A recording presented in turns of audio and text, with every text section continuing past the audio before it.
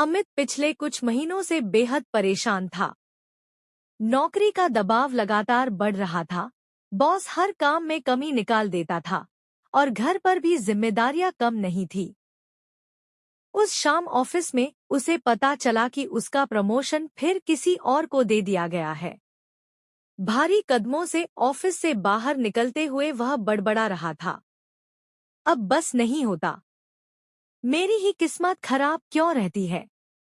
निराशा उस पर हावी हो चुकी थी और वह शहर की भीड़ में यूं ही चलता हुआ एक सरकारी अस्पताल के पास से निकल रहा था।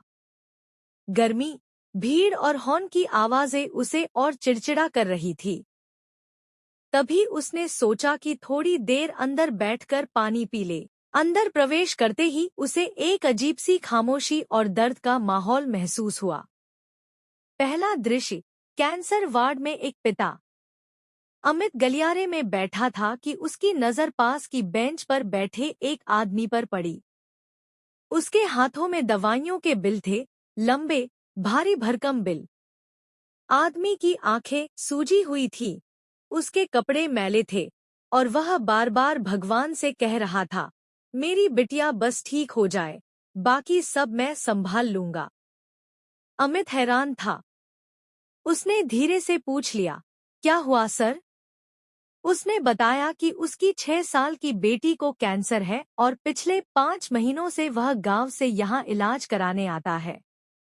खेती बाड़ी का थोड़ा सा पैसा, उधार और जान पहचान वालों की मदद, सब खत्म हो चुका था। लेकिन उसके चेहरे पर एक उम्मीद की चमक थी। जब तक बेटी सांस ले रही है, मैं लड़ता रहूंगा। अमित कुछ बोल ही नहीं पाया। अपने प्रमोशन की समस्या उसे अचानक कितनी छोटी लगी। दूसरा दृश्य, दुर्घटना में पैरों से विकलांग युवक।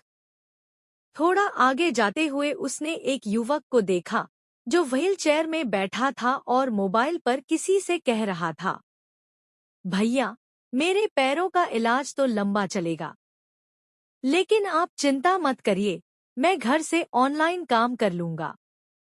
अमित ने सोचा, यह लड़का चल भी नहीं सकता, फिर भी इतना हिम्मत वाला है, इतना सकारात्मक। और मैं? अचानक अपनी शिकायतें उसे बेकार लगने लगी। तीसरा दृश्य, गरीब माँ की मुस्कान। बाहर निकलते समय उसने एक गरीब माँ को देखा जो सड़क के किनारे अपने छोटे बच्चे को दवाई पिला रही थी। उसके पास ज्यादा पैसे नहीं थे, कपड़े भी साधारण थे, लेकिन वह कह रही थी, तू बस ठीक हो जा बेटा, बाकी सब मैं कर लूंगी।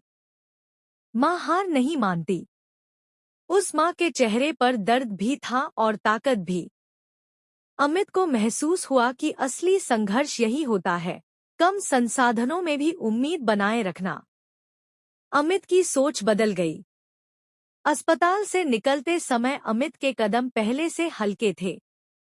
अब उसके मन में एक ही बात गूंज रही थी, मेरी समस्या बड़ी नहीं है, मैं बस उसे बड़ा बना रहा था। उसने सोचा, नौकरी मिलना, प्रमोशन ना मिलना, ये जीवन की असफलताएं हैं, अंत नहीं।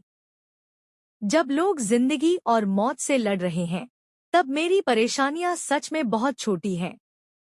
शिकायत करने से अच्छा है कि मैं मेहनत करूं, सीखूं और आगे बढ़ूं। अमित ने उस दिन तय किया कि वह अपनी जिंदगी के लिए आभारी रहेगा और संघर्ष करते हुए आगे बढ़ेगा। सीख।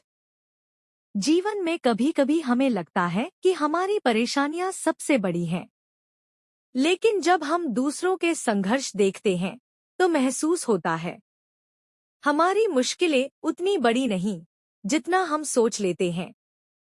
और यही समझ जीवन को बदल देती है।